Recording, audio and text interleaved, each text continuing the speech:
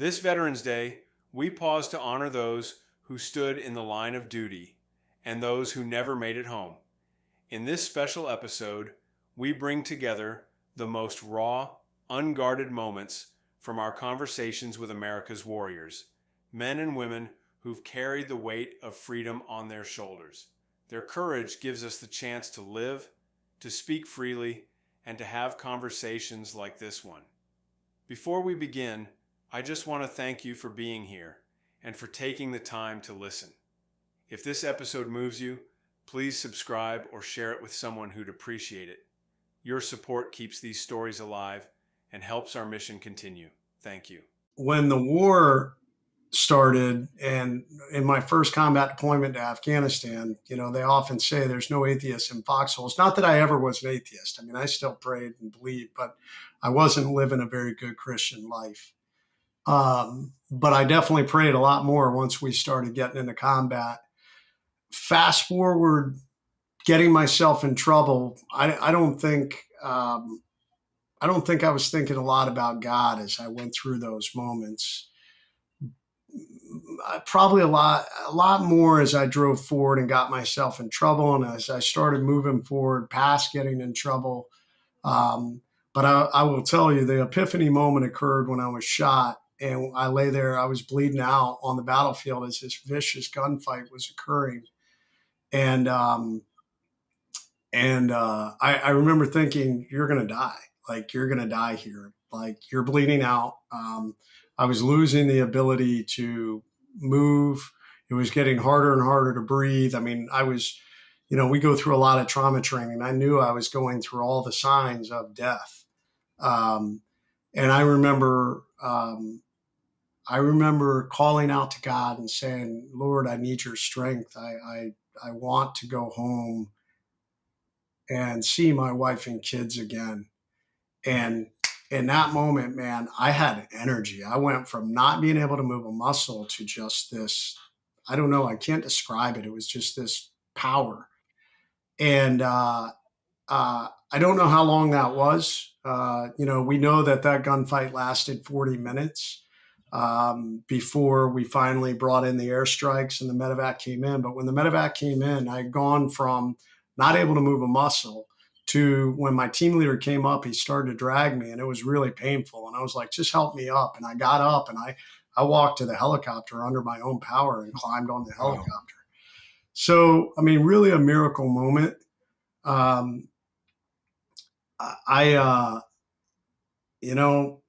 wish I could say, man, that moment defined everything. And I'm like this rock star Christian and never doubt. I think God made me very analytical. I often ask him, "Why did you make me the way I am?" Faith is such a hard thing. And I often speak in churches about this. But I go back to the Bible and to the New Testament, and so many of the stories in there about the different individuals. The individual who, I think it was the Roman centurion that his daughter was sick, and he came to Jesus and he said, "Dear Lord, just heal my daughter." And Jesus said, "Well, if you'll just believe, I'll heal her." And he said, "I do, but help me with my unbelief." And he did. Or you look at Thomas, doubting Thomas, who, walked with Jesus as he gave all these miracles. And yet still, after Jesus was crucified and came back to life, Thomas still doubted. So I find solace in that. I got big into apologetics. I look into the basis of not only history, but science and all these things that help, amplify the Bible. So. Can you, if you're comfortable talking about it, can you set the scene more about that gunfight that you did get injured? I mean, was it just a normal firefight like anything else? Was something off from the beginning? Yeah, no, it wasn't. I wouldn't say it was normal. I mean, we walked into an ambush, and that's never a good thing. I mean, it's one thing, gunfights. I mean, if you enter a room and we're shooting at each other within a room, as unnormal as that is a little more normal. An ambush situation is you walk into a situation where the enemy has the drop on you and they're delivering overwhelming firepower. It's set up that way. And we had taken down the initial target. No one was there. We saw some activity on another building about 150 yards away. And my team and I moved to that building. We ended up having to go through some really dense vegetation where we thought there were our snipers told us there were individuals hiding in that vegetation.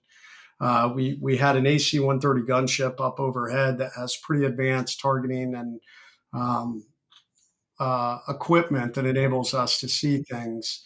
And they could see some of the enemy. They didn't see all the enemy. So we were following their lead. And long story short, basically maneuvered right into what we call the kill zone. When you have an ambush, everybody's facing a certain way, and there's an area that is the kill zone. Everything's designed to rain as much gunfire and explosives and whatever you can put on that situation. It's limited to the creativity and the execution of the ambushing force. And theirs was pretty good. Multiple machine guns, multiple AK-47 shooters. We don't know how many to this day. We estimate maybe 12 to 15, but we walked right into that. And multiple members of my team were shot, and I was shot 8 times between my body and body armor in that gunfight. So, across the body armor, 2 rounds in my left arm, which is, pretty much destroyed my elbow. And I thought it shot my arm off, rounds off my gun, rounds off my side plate, shot my left night vision tube off, rounds off my helmet. And then I turned to try and move back to where our guys were, and I caught a round in the face. It hit me right in front of the ear, traveled through my face, took off my nose, and did some pretty significant damage. I mean, that's kind of a depiction of my skull. That hole was in my helmet, but that's the actual damage to my face that the doctors had to put back together later. And when you got hit like that, I mean, I'm sure there's probably just an adrenaline dump, but you're in shock. You feel the pain. You hit the ground, and that's the moment where you felt like you couldn't move. It was a little later. I was initially hit in the arm. So within the first couple of minutes of the firefight, I was hit in the arm, and I didn't realize I'd been shot twice. I just thought I was shot once. And I thought my arm had been shot off. So that was kind of my first focus. I was still trying to shoot and move and get out of this line of fire. So the guy said, so I had kneeled down to shoot, and then I got up and turned to move back to where they were. And that's when I caught the round in the face. And they saw me fall. That knocked me out. To this day, we don't know how long, 5-10 minutes.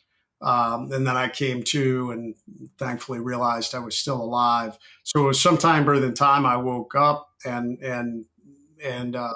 obviously the end of the gunfight that I was going through that whole thing where I realized I was bleeding out, and I called out to God. Yeah. So one of my first mission was Laos. All right. So I want to explain this. During the Vietnam War, Americans, we're dropping landmines, hundreds and thousands of landmines through the rice paddies, jungle floors, through the aircrafts.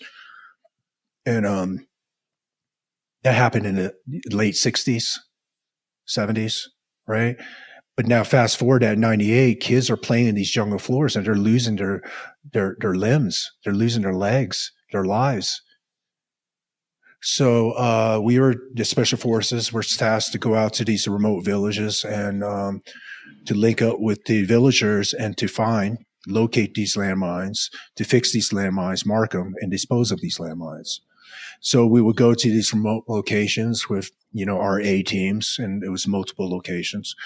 And we would link up with the locals, and we would mark these landmines and show them how to dispose of them. But this particular mission, there was a little girl that came running up to me when I first landed in the village. And, I pulled out candy and I gave the little girl candy. And, she didn't want candy. And she said something in her language, and my linguist, my Terp, he translated, and he said, "Do you have a pencil?" So I handed her, my pen, and she kissed me and she ran off. Later on that day, that linguist told me the significance of that gift. That pen I gave, he said, "Sir, the pen you gave that little girl."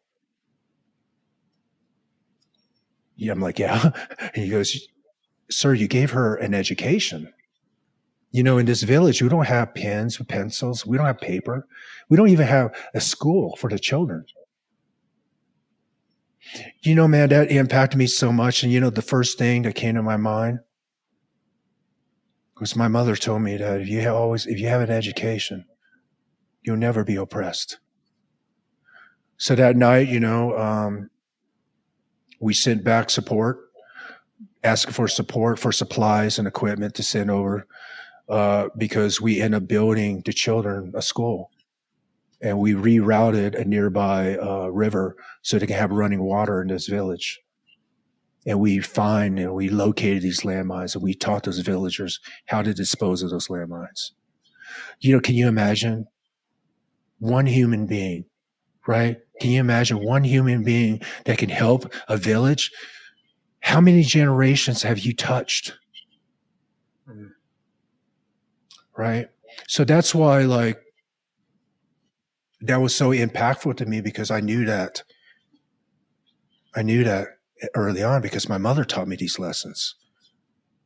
I think too, also, I know nothing about the military. We don't have a family history of anything, but when I think of the military, I think of war and fighting and combat, but you don't think about a little thing like that you just talked about. I mean, you're affected that whole village, but as you said, generation after generation after generation, the story will be told of you and your team coming there, and you changed the dynamic of that area.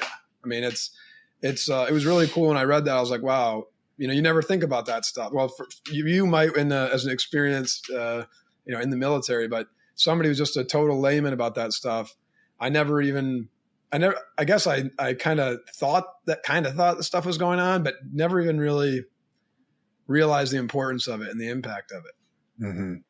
It's so important. Every human being we touch, it's so important. Every word that we say impacts others. So important. Bring us inside one mission, 1 minute when you weren't sure you were going to make it out, and what turned the tide. Well, we had one mission where in November of 1968, we had lost several teams, and they really wanted to get a team into a target in Laos. So in the morning, we would go into a primary target, get shot out by the enemy, go to the secondary, and then to the alternate.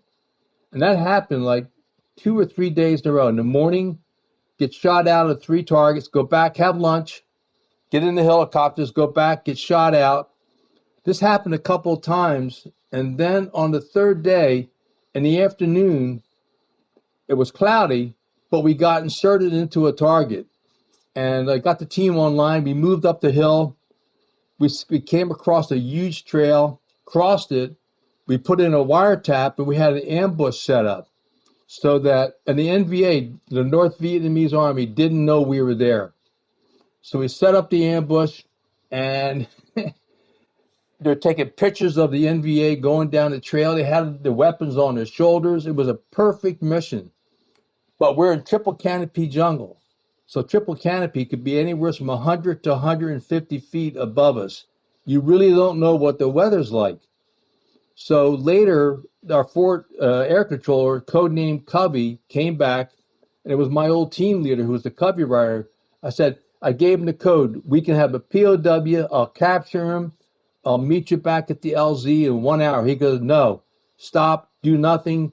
Don't fart, don't do anything. I'm at 10,000 feet.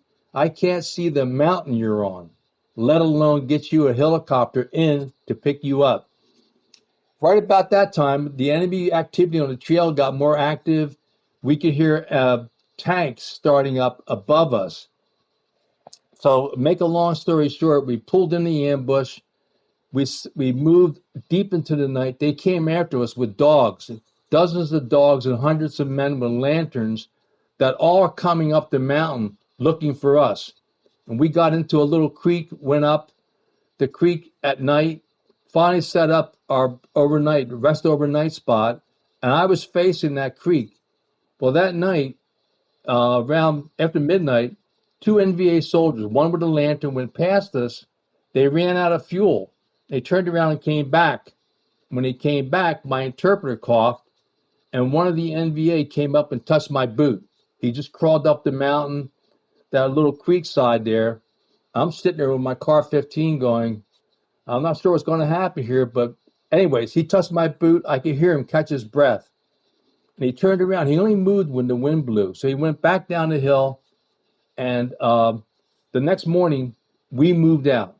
And so in answer to your question, the afternoon, after we had climbed that mountain all day, we took a quick break because our point man came into contact. He visually saw Laotian woodcutters, but they had no weapons. And when they saw us, they didn't take any hostile action. We took a quick break, but we had to get to the top of that mountain. We were all worn out because we had been hiking up that mountain all day. So it's around 3 or 4 o'clock in the afternoon. We went to stand up, and I was really tired. All I wanted to do was lie down and take a nap. I went to stand up. My foot slipped. I fell, landed on my face, tried to get up again, landed again on my face. And I was just lying there going, all I want to do is to turn over and have a nap. But I knew if I did that, that would be the wrong thing. And my whole team was looking at me. So I was the team leader then for Spike Team Idaho.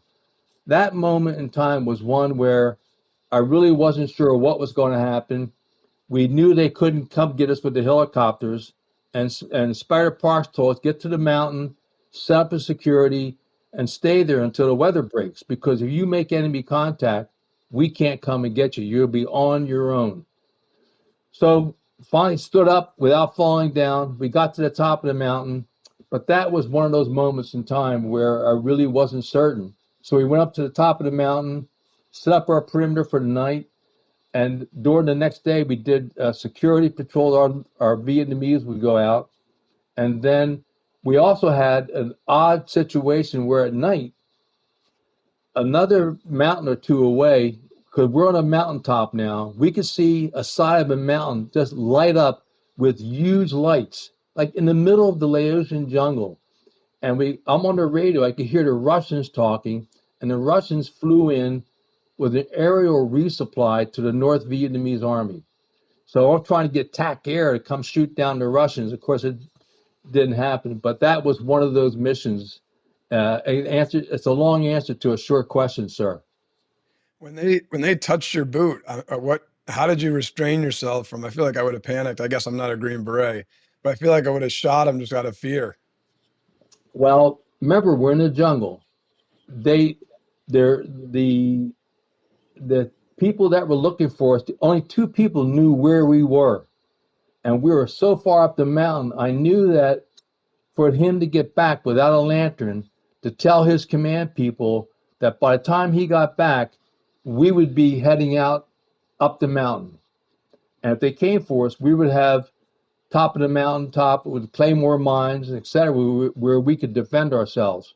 And we hit our trail. Whenever we would move in the jungle, the tail gunner would always cover our tracks so that anybody who's trying to find us, they couldn't. And when we left, anything that came into our perimeter where we had stayed that night, we put down powdered mace and black pepper. So the dogs hit it with their noses would not be effective in tracking us in the next day. So if we had fired around, then all their compadres down the hill, their fellow communists, would know where we were. So the option was, I kept the gun on him, and he quietly moved down the mountain. He only moved when the wind blew. They left at first light, man. We packed up and we hit the road heading up that mountain. So just one of those moments, it's kind of like, well, if he moved quickly, it would have been a different story, but he didn't. He was cool and calm in his own way. Wow, one sudden movement, and your life would have gone down a completely different path. John, your teams were often 5 or 6 against hundreds. What's the truest sentence you know about courage when the math says you shouldn't win? Well, we were very fortunate. the Vietnamese we had on our team were very good in the jungle.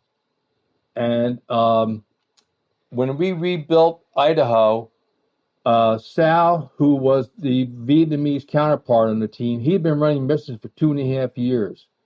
Hep, our interpreter, had been running missions for 2 years. And we had Phuc, who'd been running missions for a year. And we built the team around them. We hired more South Vietnamese.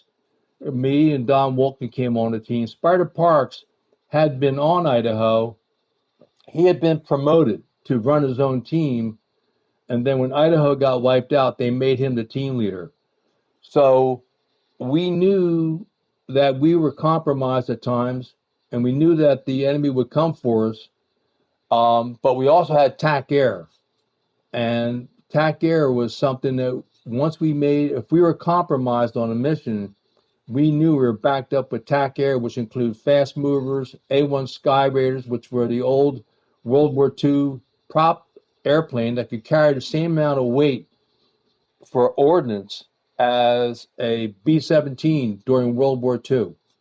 So we moved confidently, knowing that we had the Air Force on our side, as well as Army and Marine Corps helicopter gunships. Sometimes it would take a while to get them there to support us, and but they always came. And every extraction that I ever had over dozens of missions, we always left with a helicopter under heavy enemy fire. The question would be just how much enemy fire. There's only one mission in Cambodia where we were on the ground and they pulled us out. We didn't make contact because they pulled us out early in the morning for something that was not related to the war itself or not related to that specific mission. But otherwise, we always left under enemy fire. So we fled Vietnam when I was 2. So we were in the Philippines for a year. So I didn't land in Chicago till I was 3 years old. Your mom had just $10 when your family set out on your escape. How did you guys survive? Oh man, I can tell you, my mother is a very strong woman. She did what she could. My sisters were teenagers, and I guarantee that they helped out in any way they could to survive, work in the cabinet, look for part-time jobs or whatever they can do to survive. And I think the United States Army did supply them with food and whatnot for the time that they were there with me. So, did your mom ever talk about like that escape and getting out and what that was like for her, and I guess the mental toll of it? PTSD is not only just for, soldiers and whatnot, and I think it's for anybody that went through a traumatic incident in their lives. And my mom had a hard upbringing, and I can tell that she had very deep PTSD. She would touch on it here and there, but she didn't really want to talk about it because every time she talked about it, she cried or it got really emotional for her. I can tell that, she had to sacrifice a lot. She had to leave, her mother, her father, her brothers, sisters, my father, and whatnot to flee the country because of how disruptive the communists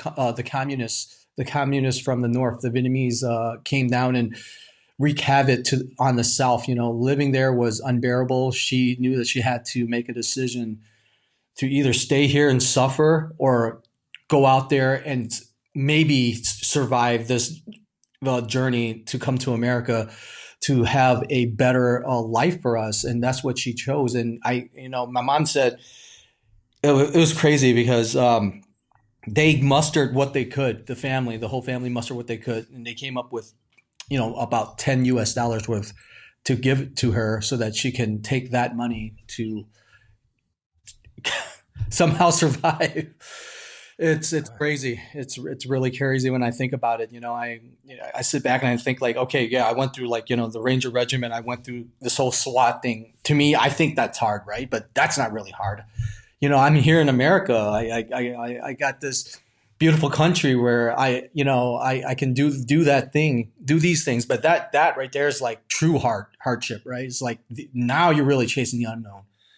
There's so many Vietnamese people that died trying to cross to America via boats, over land and whatnot. So she knew what she was up against, and especially knowing that my half brother on my father's side died crossing the ocean. But she was willing to take that chance because she wanted to give us the chance to live in America where you can pursue anything you want, as long as you put in the effort and the hard work. Okay, let's move past high school. Please take us through your first deployment, and don't forget the story about the Coke cans. Yeah. Yeah, absolutely. Yeah, so my first deployment was with the 82nd Airborne. So I completed basic training, went to Airborne school, and I was supposed to go to a unit in I believe, Germany, 1st Infantry Division, or nicknamed the Big Red One, when I graduated Airborne school. And I was super excited. I was like, oh, I'm going to go to Europe. This is going to be super exciting. And as they're like putting people in the different buses to go where they're going, all my buddies got on the bus to go to the 82nd Airborne. And I was like, dude, where are you guys going? Like, does nobody else want to go to Europe? And like, oh, no, man, we're all going to North Carolina. We're going to Fort Bragg. It's like, dude, just hop on the bus. It was not a big deal. So I was like, all right, screw it, man. I'll just hop on the bus. So when the bus left to take all the kids to go to wherever they had to go to start getting ready for to ship them off to Europe, I just hopped on a bus in North Carolina and just showed up there and was just like, yeah, I guess I'm here now. Can I stay? And they're like, what the hell, kid? Like you got on the wrong bus. It's a, absolute private move. And they're like, are you an idiot? Like, what the hell are you doing? So I was like, yeah, I guess this is where I'm at now, dude. So that's how I ended up at the 82nd Airborne and who I ultimately deployed with. But when I showed up there, my unit had just deployed. I just missed them by about a week and a half.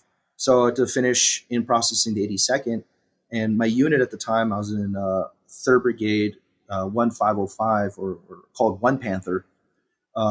They were forward supporting USASOC, so the Special Operations Community of Navy SEALs, Green Berets, and at the time MARSOC Raiders, in country for what they were doing. This is in summer of 2012. So I ended up shipping out late, and I got out to Afghanistan, and I was the new guy. I was the young guy. I didn't know. As they say, I didn't know shit about fuck. I was just scared and be like, I'll just run wherever you tell me to run, man. I don't know what to do here. And so I showed up to my platoon, met the guys in country, and they're like, hey, we're going to be attached to 5th Group, 5th Special Forces Group, in doing what's called a village stability operation. And what we're going to, at the time, we were based out of Mazar Sharif when I showed up in country.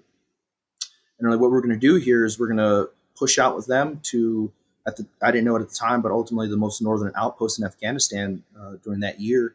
And we're going to live outside of a village, and we're going to train the local militias and certify them to be Afghan National Army. And we're going to try and stabilize the region by stimulating the economy. So they just we loaded up in trucks, and we drove a 16-hour convoy from Mazar Sharif north to a village called Saripul.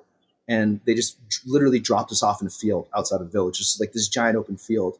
And that first night, they just set up 4 gun trucks, and we set up engineer tape, or it's kind of like 4-inch white fabric we call engineer tape, and just made a perimeter around the trucks, and we slept under the trucks and pulled security, and we ended up hand building our entire camp.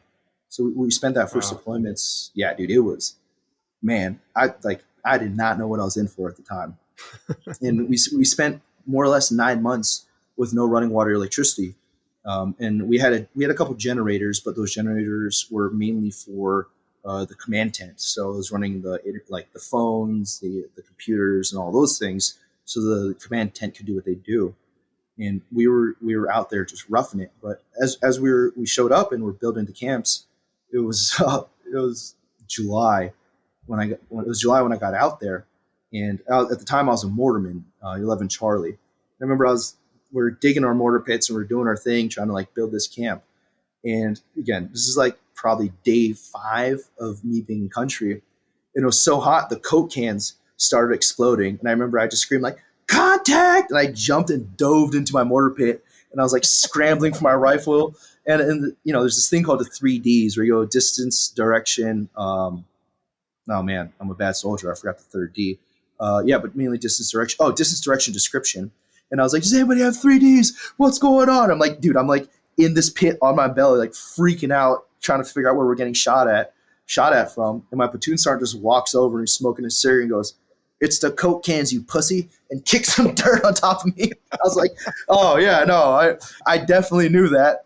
And man, like I remember sitting, at the time my mortar pit that I was digging was maybe 1.5 feet deep. I remember sitting on the edge of it, just like hyperventilating, breathing dust with my hand shaking. I was so scared. But that ended up being one of the most formidable experiences of my life. Not exactly the Coke cans exploding, but that deployment. Yeah.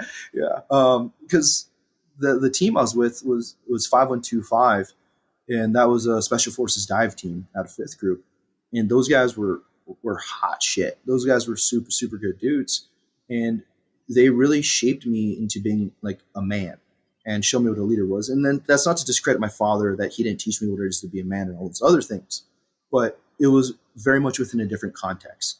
And our team sergeant at the time, Sergeant Z, and the rest of the guys on that team really took the time to mentor us and teach us what it means to be a soldier, what it means to be a non-commissioned officer, and really how to take care of your guys. Because this was, although we didn't see a ton of combat at the deployment, living just day to day was absolutely rough. Because, like I said, it started off with just digging holes. Like we literally had nothing, and we hand built our entire camp, and we built everything from scratch, and we suffered through the 120-degree summers that is Afghanistan, and the negative 15-degree winters that is also Afghanistan, all together. And in going through those experiences were very formidable, and it challenged me in a way that I didn't really know that I could be challenged for that time of my life, because I was like 18, 19 years old, and I was just a kid, and I was learning all these different things all at once. I remember like in the wintertime, it got so cold that, again, we didn't really have much for running water, and we didn't have washing machines, and we didn't really have showers initially. So we ended up just getting like literally branches and nailing them together and making washing boards. And in the wintertime, we would, all our dirt, you're wearing the same clothes, and you're working and pulling guard and going on missions and doing these other things. And you only have so many uniforms and so many t-shirts and socks and what have you. So everything just got absolutely disgusting. And I remember when it was above freezing, so it'd be like, or I'd say above zero, because it's so technically freezing, meaning like the 20s, low 30s, you'd get this bucket of water that we had, this frozen bucket of water, and you get your knife out, and you'd break up this bucket of water and break the ice up, and you grab your socks, your t-shirts, and you had this, like, we had these bars of just local soap, which were absolute crap. Imagine like a terrible version of Irish Spring. And, you're dunking your socks and your shirt in this frozen slush of water filled with ice, and rubbing it on your socks and rubbing it on this homemade washing board to try and do what you could. But really, it's too cold for the soap to lather. So you just have like chunks of soap in your dirty kind of frozen socks and t-shirts and uniforms, and then would bring them inside these tents and later these hard structures that we ended up making, and just kind of hanging it above these little like diesel heaters that we had to try and melt your socks. And most times they wouldn't really melt. So your dirty socks were now just frozen dirty socks. And that was our that was our day-to-day life. When we showed up, we didn't shower for almost 3 months when we showed up. And luckily, in the nearest village in this town called Pushtaba, there's a Swedish compound there with the Swedish Army, and they were kind enough to let us come over. And that was the first time I slept in a bed in a couple months. The first time I had a shower, or any of us had a shower. Oh my God, dude, it was glorious. I distinctly remember it to this day, like laying down in this. It was more or less an IKEA mattress, and it was the first time I've been in. First time since showing up to our site, being in a clean environment, and at that time I noticed exactly how disgusting I was.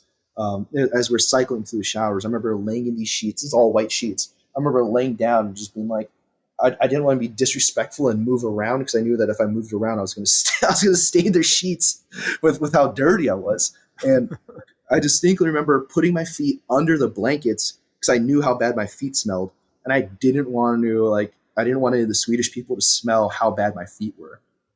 And it was finally my turn to hop in the showers. I remember getting in there, and the entire bathroom floor, there was like almost an inch layer thick.